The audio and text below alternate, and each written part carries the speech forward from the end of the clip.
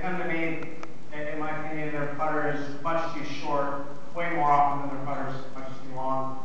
I'm 5'10", pretty standard torso, legs, arms, and my putter is 35 inches. What I'm looking for in posture is basically, I want my hands to tell my body where to go. I don't want my body to tell my hands where to go. And what I mean by that is, if I just stand here relaxed and my body tells my hands where to go, then I'm going to be pretty bent over, and my hands and arms are going to be trapped underneath me.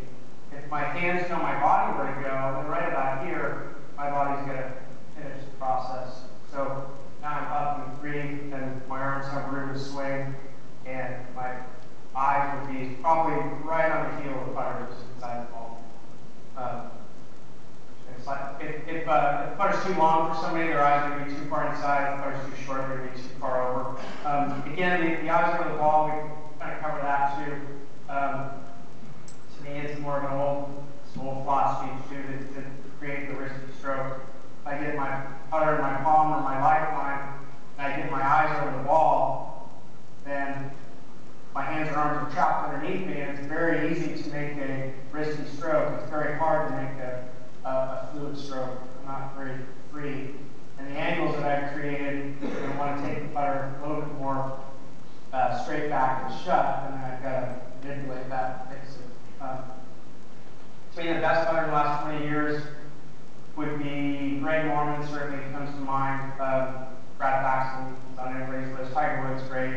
I'm biased. I think Zach Johnson, I think Tom Taylor. Of course, I had to say that. But Ben Crenshaw, posture is pretty tall, relaxed, but tall. And I think that's because the greens have gotten a little bit better, so everybody's turned into more of a stroker than a hopper. Right? So, very simply put, if I stand nice and relaxed, and the putter's parallel with the ground, if I drop it down and follow it down, then I've got good posture without looking strained. My arms are free to swing. My eyes are just inside the line.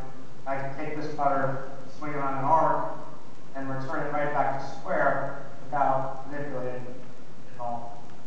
So if I'm going to err with somebody, I'm going to err on the long side as opposed to the short side. The other thing about length of putter that I want you to understand too is leverage. Excuse me for just a second. I'll have a piece of profit. Picture this weighing a pound, the putter weighs about a pound. So if I hold this and I go down with it, then to me it's heavy. I don't have any leverage over the object. I'm being pulled down towards my toes through the ground. It's very hard to make it fluid along the backswing from here. If I come up on the putter, then all of a sudden it becomes a lot lighter. I have more leverage. I can swing a lot freer. So it's as much a function of that as it is good posture. It's all tied in. I've got interesting to see. I'll kind of lay it on the line, but John Rollins has been coming to me. He came to me last year in January, and just wasn't ready to make a change. He's had the same putter for years and years. Spent a lot of money with that putter.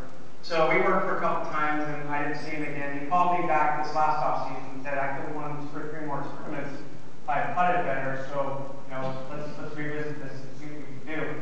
And so you guys know John's a fairly burly guy, big chest, big shoulders. He's got a 34-inch putter, and when he sets up to it, he's very much rounded in the shoulders and a little bit stuck over the ball. So his backswing tends to be very short, and then his through swing tends to be very accelerated and poppy. And he hits every putt on the toe of the putter, probably, a ball outside the center of the putter. But he's so used to it, he's got an old Rossi that has a pretty decent MOI out there, so he doesn't really notice it a whole lot. But free putts come, and left-righters are his nemesis because he's always a little low and short and coming up and out of the putt. So we're trying to add length to his putter, and we were really, in a very nice way, read up right after this past weekend and said, we got to get you taller, we got to get you freed up so you can make a more fluid stroke. Because we're working towards Augusta. he really thinks he's heading there, and I believe him.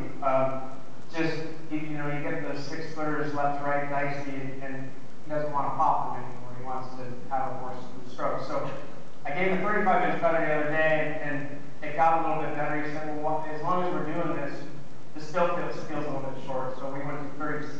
Now, John Holland's not a tall guy. He's no taller than me. He's about 5'10" or so. So the notion of a 5'10" guy with a 36-inch putter is kind of crazy to a lot of people. And to be honest, it's a little bit crazy to me, too. And he's probably going to end up more in the 35 and a half range. But anyway, the point of the story is taking him from restricted popping to taller, freer, where the rhythm of the stroke can basically swing itself. We'll see how he does. We'll see if he puts with his Rossi this week.